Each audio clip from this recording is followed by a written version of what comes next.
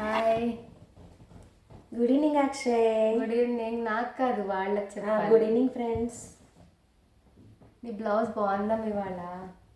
తెలుసుకమ్మా నీకు, నేను కుట్టుకుందేగా ఇది ముడికుట్టు, చెంకి పెట్టి ముడికుట్టు అనమాట. ఎప్పుడన్నా నువ్వు కుట్టేది వీడియో తీస్తా, చూపిస్తాను సార్. పోయిన వారంలో నువ్వు హుక్కులు అన్నావు, హుక్కు చూపిస్తానన్నా. హుక్కులమ్మా, హుక్స్లు కుట్టేది చూపించమన్నావు. అది తుప్పట్టుకున్నా. దాంతోపాటు ఈ ముడికుట్టేసి కుట్టేది కూడా చూపిస్తా, సరేనా? చూపిస్తాలే ఒకరోజు. ఏంటి ఇంకా మొత్తానికి డిటి ఎగ్జామ్ రాసేసావు ఇవాళ? మళ్ళీ రాసా. మరి అది లేట్ అయిపోయావుగా. ఏంటి ఇంకా కథ చెప్పు. మళ్ళీ కథ సిరీస్ కంటిన్యూ చేద్దాం. కథ సిరీస్లోకి వెళ్ళిపోదామా? ఇంకా చెప్పనమ్మా, రోజుకు ఒక కథ కావాలంటావు. బొమ్మకి రోజుకు ఒక కథ కావాలి కదా. నువ్వు ఎప్పుడు చెప్తావు కథ? చెప్పు. నేను చెప్తాను. కథ చెప్పు ఒకటి. అమ్మ పడుకొని ఉంటుంది మా అమ్మ, ఒక కథ చెప్పమ్మా. బొంగర్ తల్లి ఇది. నువ్వు చెప్తానంటే నేను చెప్తాను, నెక్స్ట్ టైం నువ్వు చెప్తానంటే. ఎప్పుడు నేనే చెప్పనా? కెమెరా దగ్గరికి రా. నువ్వే వెళ్ళిపోయి నవ్వుకుంటుంది అనుకుంటే నవ్వుకుంటుంది. సరే చెప్పనా? చెప్పు. నెక్స్ట్ టైం నువ్వు చెప్పాలి. మరి ఎప్పుడు చెప్తా? మరి ఇప్పుడే కాదు. ఇప్పుడే కాదు. సరే మరి ఏం కాదు చెప్పను. హెడ్డింగ్ ఏం చెప్పాలి? రాజుగారి కదా, నువ్వు చెప్పు. కథ పేరేంటో నువ్వు చెప్తే కానీ నేను లాస్ట్లో చెప్తాను. కథ పేరేంటో తెలియట్లేదమ్మా, మర్చిపోయాను. పెట్టాలో లాస్ట్లో చెప్తా కథ విన్నాక. మర్చిపోయాను. చందమామ కథలు మన ఇంట్లో బుక్స్ ఉన్నాయి, అవి కూడా చూపిద్దాం ఒకరోజు. గుర్తులేదు, హెడ్డింగ్ గుర్తులేదు. అది యాక్చువల్గా ఈరోజు గాజులు చూపిద్దాం అనుకున్నా, అనుకోకుండా కథలోకి వచ్చేసాం. చెప్పానా కథ? మరి వెళ్ళిపోదామా కథలోకి? సరే మరి. ఒక ఊళ్ళోనంట ఒక రాజావారు ఉన్నారు. ఒక రాజావారు ఏంటి, ఆ రాజ్యంలో రాజుగారు ప్రజలు అందరూ ఉన్నారు. రాజుగారితో పాటు రాణిగారు వాళ్ళ పిల్లలు ఫ్యామిలీతో ఉంటున్నారు అంతా పూర్వం. రాజ్యం అంతా సుభిక్షంగా ఉంది, పంటలు బాగా పండుతున్నాయి, అంతా బాగుంది. ప్రజలందరూ రాజుగారికి జై కొడుతున్నారు, ఆయన పాలన బాగుంది అని. ఒకరోజు రాజుగారు దర్బార్లో కొలువు తీరి కూర్చున్నప్పుడు రాజుగారు చాలా డల్గా కూర్చున్నారంట. మంత్రి గారు, సేనాధిపతి క్లోజ్ ఫ్రెండ్స్ ఉంటారు కదా, వాళ్ళల్లో ఏంటి రాజుగారు ఈరోజు డల్గా ఉన్నారని అడిగారంట. అప్పుడు రాజుగారు అన్నారు, రాణిగారు నా మీద అలిగి అలకపాన్పు ఎక్కారు అన్నాడంట. అలకపాన్పు అంటే ఏంటి అంటది మా అమ్మ, నాకు తెలుసు. నాకు తెలుసు నువ్వు అంటావని. అలకపాన్పు అంటే అలిగేసి కూర్చోవటం, మంచం ఎక్కేసి కూర్చుంది. పాన్పు అంటే మంచం, అలక అంటే అలగడం. అలిగేసి మంచం ఎక్కి ముసుగుదాన్ని పడుకుంది. అలిగేసి ముసుగుదాన్ని పడుకుంది నీలాగా. ఒక్కోసారి పడుకుంటావు కదా నువ్వు అట్ట. ముసుగుదాన్ని పడుకుంటే దాన్ని అలకపాన్పు అంటారు అని చెప్పాడు. అలకపాన్పు ఎక్కింది నా మీద అలిగి అని చెప్తాడు ఫ్రెండ్స్తో. చెప్తే దేనివల్ల దేని గురించి సమాధానం మాకేమన్నా తెలిసామో చెప్తాము అంటారు మంత్రి గారు సైన్యాధికారి వాళ్ళ ఫ్రెండ్స్ వాళ్ళు అంటారు. అనేసరికి రాణిగారికి ఏది ఇష్టమో నేను చెప్పలేకపోయాను అని చెప్తాడు. ఆ ముందు రోజు ఏం జరిగింది మనకి స్టోరీ చెప్పే ఆధారం మనకి డిస్క్రైబ్ చేస్తూ ఉంటాడుగా, స్టోరీ ఆధారం అది చెప్తున్నా. ఇప్పుడు ముందు రోజు 2 రోజుల క్రితం వాళ్ళు ఈవినింగ్ టైంలో వాకింగ్ లాగా వాళ్ళు బాగా ఇష్టమైన ఉద్యానవనంలోకి విహరించడానికి వెళ్తారు రాజు రాణి. గార్డెన్ చాలా బాగా క్లోజ్గా ఉంటారు వాళ్ళు ఫ్రెండ్స్ లాగా. వాళ్ళ మాటల మధ్యలో నాకు ఏదంటే ఇష్టమో నువ్వు చెప్పు అంటది రాజుగారిని. నీకు బంగారం అంటే ఇష్టం అంటాడు రాజుగారు. బంగారం అంటే ఇష్టము అంటే కాదు అంటది. సరే నీకు మంచి పట్టు చీరలు ఇష్టం అనుకుంటా, అయితే నెత్కారుల నుంచి ఫ్రెష్గా తెప్పిస్తాను అంటాడు. కాదు అంటది. మరి బంగారము కాదు, బట్టలు కాదు, మంచి తినుబండారాలా అంటాడు. కాదు అంటది. ఏంటి 3 కాకుండా ఇంకేమి ఇష్టము? తిండి, బట్ట, గూడు. మనిషికి ఏదైనా ఇదే కదా అవసరం. ఏ ఊర్లో మనిషికైనా ఫస్ట్ మంచి ఆహారం, తర్వాత మంచి బట్టలు. ఇష్టం కాదు ఈ 2 సామాన్యుడికైనా సరే రాజైన సామాన్యుడిగానే ఉంటుంది కదా మనసు, భార్యాభర్తల సంభాషణ. ఫస్ట్ మంచి ఆహారం, తర్వాత నలుగురిలో నీట్గా ఉండటానికి మంచి బట్ట, ఈ రెండు తర్వాత మంచి గూడు ఉంటే బాగుండు అనుకుంటారు. అంతే కదా. రాజుగారు ఇలాగే మూడు అడిగితే కాదు అంటది. కాదు అంటే నువ్వు చెప్పలేకపోయావు అని చెప్పి అలిగేసి అలకపాని పెక్కిద్ది అనమాట. ఈ విషయం జరిగినట్టు ఫ్రెండ్స్తో షేర్ చేసుకుంటారు రాజుగారు. రాజుగారి పేరేంటో ఏం చెప్పాలి? ఏమవుతుంది, రాజుగారిని ఉంచు. రాజుగారి సరే. ఈ విషయంగా చాటింపు వేయించేస్తారు. మంత్రి గారు ఒక సలహా ఇస్తారు రాజుగారికి, రాజ్యంలో చాటింపు వేయించేద్దాం, భార్యకి ఏదైతే ఇష్టమో భర్తకి తెలుసా లేదా, ఇది తెలుసుకోవాలి అంటే రాజ్యంలో అందరినీ ఎంక్వైరీ చేయాలి, ఓటింగ్ పెట్టాలి. ఏదైతే ఇష్టమో కనుక్కోవాలంటే ప్రతి ఇంట్లోనూ భార్యాభర్తలు ఉంటారు కదా, అందుకని ఈ సమాధానం చెప్పగలిగిన వాళ్ళు వచ్చి రాజదర్బార్లో రాజుగారి ముందు సమాధానం చెప్తే మంచి బహుమానం ఇస్తాము అని చాటింపేస్తారు రాజ్యంలో. ఏమని చాటింపేశారు? భార్యకి ఏమి ఇష్టం, భార్యకి ఏదైతే ఇష్టమో భర్త చెప్పగలగాలి. అది తెలిసి ఉంటే గనక ఇక్కడ వచ్చి చెప్పండి, మంచి బహుమానం తీసుకుంటారు అని చెప్తారు. ఊళ్ళో పొలోమని, రాజ్యంలో జనమంతా పొలోమని వచ్చేస్తారు రాజదర్బార్కి. తెల్లారి వెంటనే నెక్స్ట్ డేకి వచ్చేయగానే ఊరంతా ఎక్కడే ఉంది, ఏం చెప్తారో చూద్దామని అడుగుతారు. ఒక్కొక్కళ్ళు ఒక్కోడు చెప్తారు. చాటింపు వేసింది ఇదైతే ఒక్కొక్కళ్ళు ఒక్కోడు చెప్తున్నారు, కరెక్ట్ సమాధానం చెప్పట్లేదు.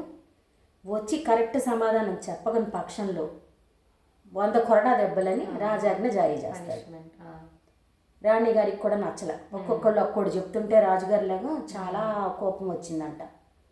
తన ఉంటారు కదా చెలికత్తులు చెప్పారు, రాజ్యంలో దర్బార్లో ఇలా జరిగింది అని. వాళ్ళ చెలికత్తులు వెళ్ళి రాణికి వార్తాహరులు అంటారు వాళ్ళని, వార్త చెప్పంగానే రాణి గారికి కూడా అసలు నచ్చల. ఒక్కళ్ళు సరిగా లేరు, భార్యకి ఏం కావాలో ఒక్కళ్ళకి తెలియలేదు ఈ రాజ్యంలో. రాజు ఎలా ఉన్నాడు, రాజ్య ప్రజలు అలాగే ఉన్నారు అంటారనమాట. అందుకని వెంటనే మంత్రి గారు సమాధానం కరెక్ట్గా చెప్పని పక్షంలో 100 కొరడా దెబ్బలు రాజాజ్ఞ అని రాసేస్తారనమాట. రాసేసి పంపి ఎక్కడికక్కడ పోస్టర్లు పెట్టేస్తారు ఊళ్ళో అనౌన్స్ చేసి. ఎవరు రావాలి, ఎవ్వరూ రావట్లేదు.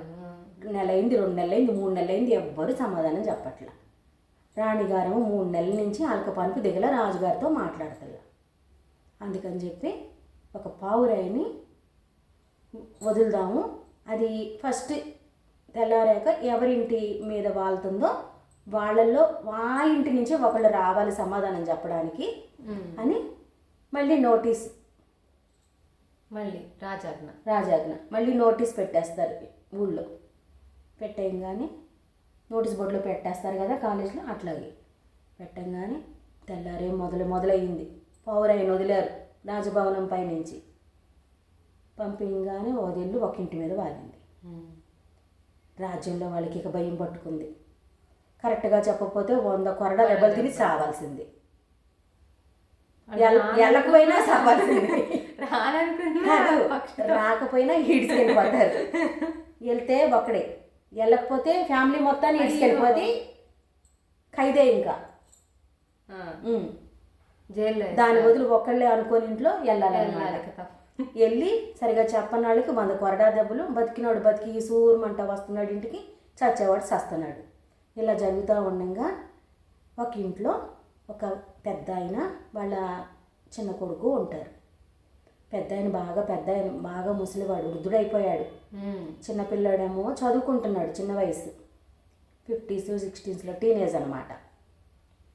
ఇంకేముంది, ఊరంతా నీ ఇంటి మీదే పావురాయి వాడింది, ఇవాళ నువ్వో నీ కొడుకో వెళ్ళాల్సిందే, కరెక్ట్గా చెప్తే బతికిపోతావు బహుమానం తీసుకొని, చెప్పని పక్షంలో ఇబ్బంది పడిపోతారు ఇద్దరిలో ఒకళ్ళు ఉండరు, మీరిద్దరే ఒకళ్ళకొకళ్ళు తోడు అని భయపెడతారనమాట. భయపెట్టేసరికి ఏడుస్తా బయటికి వెళ్తాడు తాత. ఆ తాత బయటికి వెళ్ళిపోతాడు ఏడ్చుకుంటా బయటికి వెళ్ళేసరికి కొంచెం దూరం వెళ్ళాక, ఒక పర్లాంగ దూరం వెళ్ళిన తర్వాత పక్క ఊరు నుంచి పేదరాశి పెద్దమ్మ పని మీద ఈ ఊరు వస్తూ ఉంటుంది నడుచుకుంటా. ఊలి పొరుమేర దాటి వస్తూ ఉంటుంది. ఈ తాత ఏడ్చుకుంటూ వెళ్ళేసరికి, ఏంటబ్బాయి ఏడుస్తున్నావు, ఎప్పుడు నవ్వుతా కనపడేవాడు నాకు పొలం గట్టు మీద కూర్చొని నేను వచ్చేటప్పుడు అంటదనమాట. ఇంకేం చెప్పనా అవ్వ నీకు, ఇలా జరిగింది, ఈ రాజ్యంలో ఈ రాజు రాణి గురించి మా ఇంట్లో వచ్చింది తద్దినం, మా చావిట్టా వచ్చిందని ఈ భారతం అంతా వెళ్ళగక్కి ఏడుస్తాడు. దీనికి ఏడుస్తారా, దీనికి ఏడ్చేదేముంది, భార్యకి కావాల్సింది ఏంటి, తన చెప్పు చేతల్లో ఉండే భర్త. ఇది ఈ మాత్రం కూడా తెలీదా నీకు అని చెప్పి గడ్డి పెట్టి ఏడోమాక ఇంటికి వెళ్ళిపోయి, నీకు రాజుగారంటే బాగా గౌరవం ఉంది కాబట్టి వాళ్ళ ముందుకు నువ్వు వెళ్ళలేవు, మాట్లాడలేవు, కొంచెం నువ్వు షై ఫీల్ అవుతావు, చెప్పాలనుకుంది చెప్పలేవు, ఇట్లాగే భయపడి ఏడుస్తూ ఉంటావు, నువ్వు సమాధానం చెప్పకుండానే నీకు కొరడా దెబ్బలు పడిపోతాయి, నువ్వు పనికి రావలే దీనికి, చిన్నోడైతే కొంచెం షార్ప్గా మాట్లాడేస్తాడు, పెద్ద చిన్న భయం ఉండదు కదా చిన్నపిల్లలకి, వాళ్ళే గొప్పలా ఫీల్ అయిపోతారు కదా చిన్న వయసు వాళ్ళు నీలాగా. మరి కథ అంటే అంతే, మరి మన నుంచే కథలు పుడతాయి. కథ ఎలా పుట్టిద్ది, మనమే కథలుగా మారుతాం అక్షయ్. సరే, ఒక్కో ఇంటి నుంచి ఒక్కో కథ, సరేనా? అందుకని అన్నాను అనమాట, అందుకని అన్నా మనమే కథలం అనమాట, ఒక్కొక్క ఇంటి నుంచి ఒక్కొక్క కథ. అందుకని యంగ్స్టర్ని పంపించి నీ కొడుకుని టీనేజ్లో ఉన్నాడు కదా, భయం లేకుండా మాట్లాడేస్తాడు, చక్క చక్క టక్కన మాట్లాడేస్తాడు రాజు ముందు. కొడుకా మనవడా అమ్మా? కొడుకేనమ్మా, తాతకి చిన్న కొడుకు అనమాట, ముసలాడు అయిపోయాడు, ఈడేమో లేటుగా పుట్టిన కొడుకు, టీనేజ్లోనే ఉన్నాడు అది. అందుకని సరేనని వచ్చి, నేను వెళ్ళట్లేదు, మా అబ్బాయి వెళ్తాడు అని చెప్తాడు. ఫ్రెండ్స్ అడుగుతున్నారు కదా ఊళ్ళో అందరూ వచ్చేసి, వీళ్ళు మాట్లాడుకునేటప్పటికే వచ్చేసారు, సైనికులు వచ్చేసారు, మంది మార్పులంతా రాజుగారు పంపించేశారు, రాజభట్లు అందరూ వచ్చేసారు ఇంటి మీదకి. అప్పటికే ఈ తాతకు ఏడ్చేస్తున్నాడు, ఏం కాదులే నాన్న అని కూర్చోబెట్టి ఆ పిల్లోడు టీనేజ్ పిల్లోడు ఎక్కేశాడు. కాదు, అతనికి ఆన్సర్ చెప్పాడు మరి వాళ్ళ నాన్న, ఇది చెప్పు అని చెప్పాడా? చెప్పాకే వీళ్ళు మాట్లాడుకుంటున్నారు ఆల్రెడీ ఇంట్లో. చెప్పాడు ఇంటికి వచ్చి, పెదరాసి పెద్దమ్మ ఇట్లా చెప్పింది, నువ్వు ఇదే చెప్పేసేయాలి, ఆ పెద్ద ఆయన ముందు నేను మాట్లాడలేను, నాకు చాలా భయంగా ఉంటుంది అంత గొప్ప వాళ్ళ ముందు మాట్లాడటం, నువ్వు చదువుకున్నావు కాబట్టి నువ్వు ధైర్యంగా చెప్పేస్తావని పిల్లడికి ట్రైనింగ్ ఇచ్చేశారు. వీళ్ళు మాట్లాడుకునే క్రమంలోనే వచ్చేసారనమాట, బొట్లు వచ్చేసి తలుపులు కొట్టేశారు, తలుపు దిగిపోతే పగలు కొట్టి వచ్చేసారు, ఎవరు వస్తారు ఇంట్లో అని మొత్తాన్ని బయటికి లాగేశారు. మరి రాజాజ్ఞ అంటే అంతే కదా, గెలవాలి లేకపోతే సచ్చి సావైనా వెళ్ళాలి, అంతే కదా. అదనమాట, రాజుగారు పంపించిన బట్టలు వీళ్ళని లాక్కెళ్ళిపోతుంటే, మా నాన్న రాడు నేను వస్తాను అని పిల్లోడు ధైర్యంగా మాట్లాడి, నాన్న నేను వచ్చేస్తాను నువ్వు జాగ్రత్తగా ఉండని పక్కింటి వాళ్ళకి అప్పచెప్పి రాజు భటుల సహాయంతో వెళ్ళిపోతాడు. రాజుగారు విషయం విని ఆఫీస్కి వచ్చేస్తాడు, సింహాసనం కొలువు తీరి కూర్చుంటాడు. రాజు వచ్చాడంటే మంది మార్పులు అందరూ వచ్చేస్తారు కదా, భాషా వెనకాల ఉన్నట్టు రజనీకాంత్ భాషా సినిమాలో నలుగురు ఉన్నట్టు వచ్చేస్తారు, నలుగురు మంత్రులు అందరూ మంది మార్బులంతో అందరూ కొలువు తీరి అందరూ కూర్చుంటారు, ఈ వరుస అందరూ కూర్చుంటారనమాట. కూర్చునేసరికి ప్రవేశపెడతారు.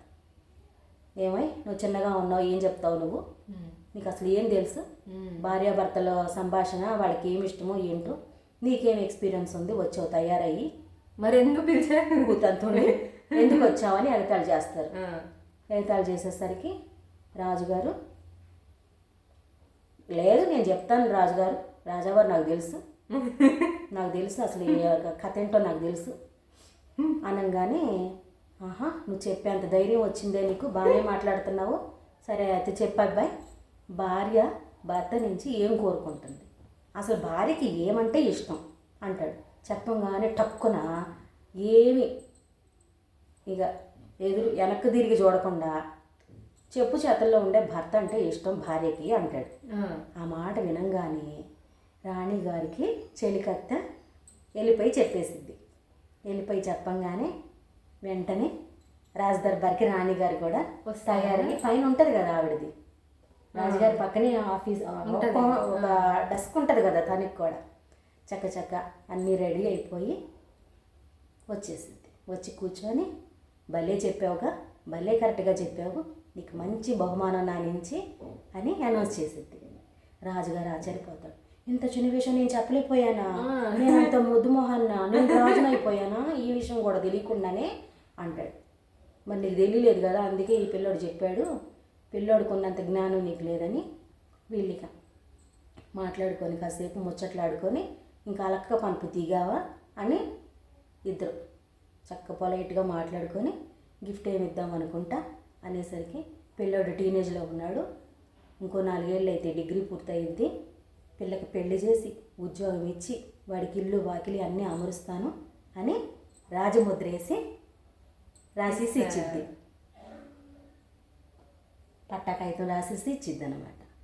బాగా చదువుకున్నాక తెలివి కావాలిగా, మరి రాజుగారు దర్బార్లో ఉద్యోగం చేయాలంటే తెలివైన వాడు కావాలి, ట్రైనింగ్ కావాలి తనకి.